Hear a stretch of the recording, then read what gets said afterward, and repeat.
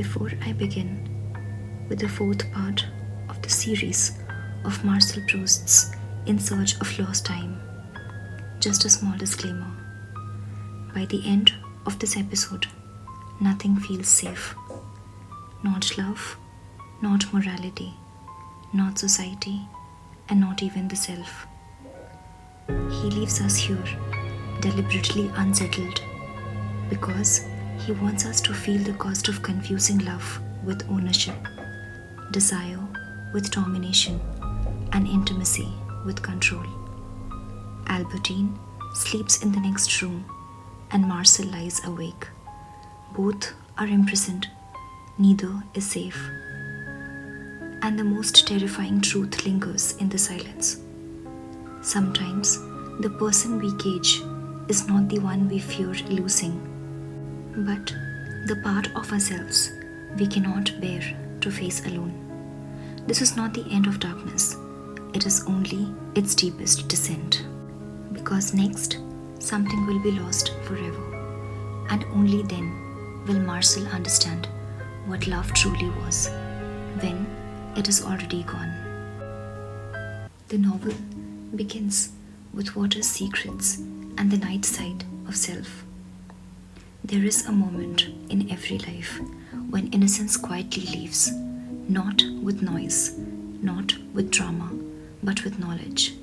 A knowledge we did not ask for. Until now, the world in our journey through Proust still had light, illusions, yes, vanity, certainly, but light. In this episode, the light recedes.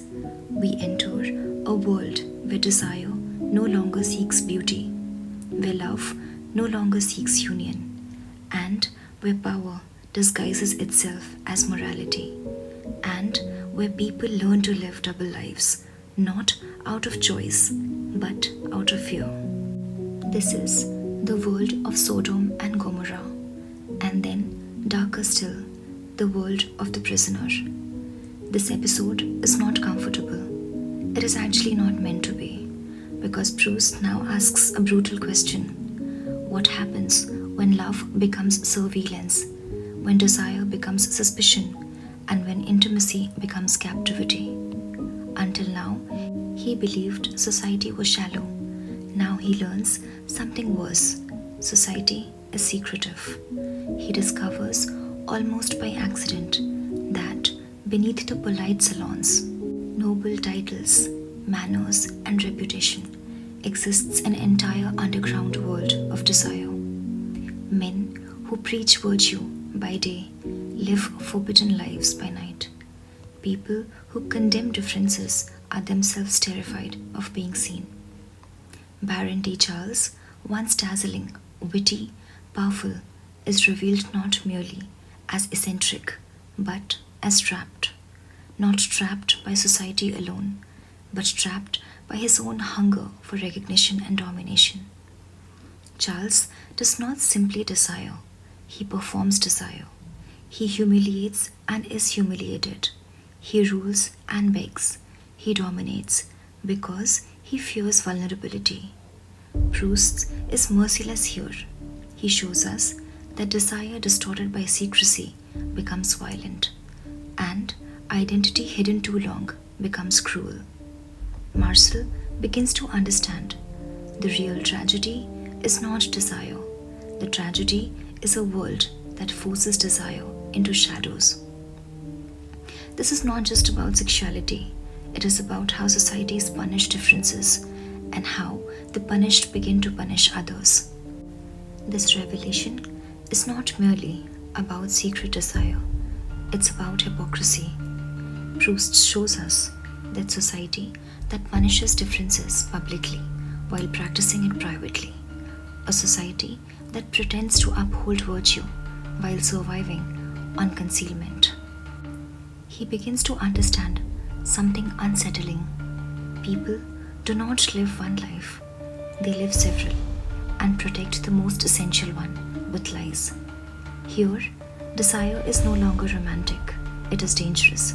It is something that forces people to become actors, strategists, and survivors.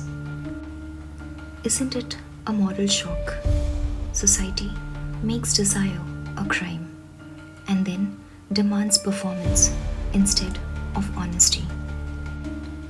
Let me now take you to the most claustrophobic part of this entire series, about something that's called love.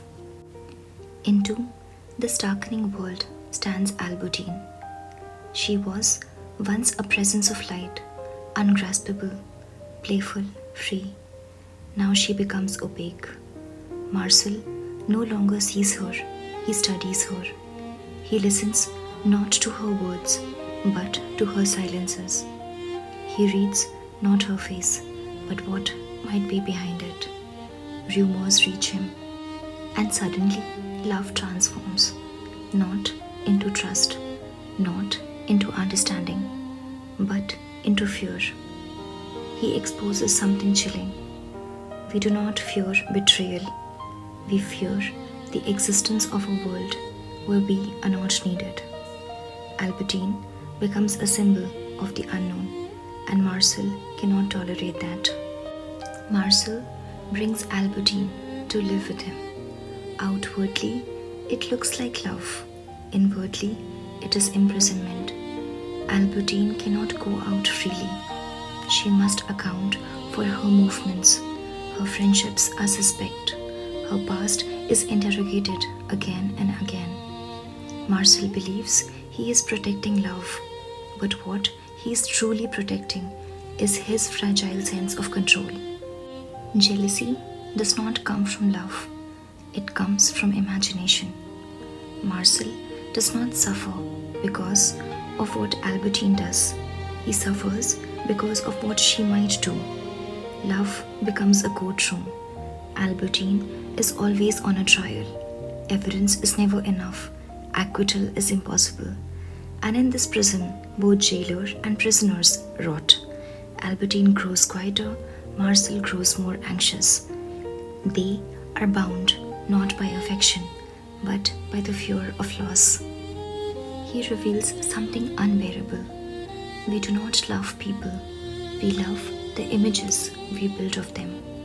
Albertine is no longer a person, she is a projection screen. Marcel is not in love with Albertine, he is in love with certainty, and certainty is impossible. So love turns into surveillance, control, interrogation, emotional confinement. This is not cruelty, but cruelty's sake.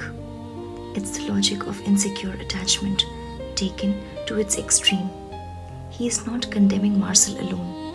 He is holding a mirror to all of us who have ever tried to control what we cannot understand, possess what must remain free, and reduce another soul to calm our own anxieties. Love, at first, never announces its violence. It arrives dressed as concern. It speaks in the language of care. It claims it only wants closeness. And by the time it reveals its hunger for control, the doors are already locked from the inside. Albertine lived in a room full of windows, yet every breath she took felt watched. Every step echoed with suspicion. Every silence was interrogated. This is where love forgets how to love. I did not feel imprisoned because the door was locked. I felt imprisoned because love had begun to ask for proof. Proof of where I had been. Proof of whom I had spoken to. Proof of what I felt, as if feeling could be submitted like documents. He called it care. He called it fear of losing me. But fear does not want truth. Fear wants possession. I was not loved for who I was. I was loved for who I was not allowed to become. Every smile I gave outside this room returned here as an acquisition. Every laugh echoed as a threat. I began to shrink, not because I was weak, but because love had become surveillance. I wanted to love, to feel like air. Instead, I felt like walls moving inward. I wanted to be chosen, not contained. And yet, I stayed, because sometimes we mistake intensity of depth and suffering for meaning. Albertine's voice exposes love as erasure, and it tells us the darkest truth. We do not suffer because we love too deeply. We suffer because we love without understanding ourselves. From these two volumes, the lessons are dark but necessary. Desire without freedom becomes destructive. Love that demands certainty kills intimacy, and power exercised over another person corrodes the one who holds it. Secrecy enforced by society mutates into psychological violence, and jealousy is not proof of love, it's proof of fear. The more we try to possess, the more anxious we become. The more we surveil, the less we understand, and the more we imprison, the lonelier we grow. Albertine will leave or disappear or become memory, but the deepest loss is not her absence. It's the realization that love was never with her. It was always trapped inside fear. And so, let me end this episode with a quiet, unsettling understanding that sometimes what we mourn in love is not the person who left, but the illusion we can no longer sustain. Next, we will see what remains after loss.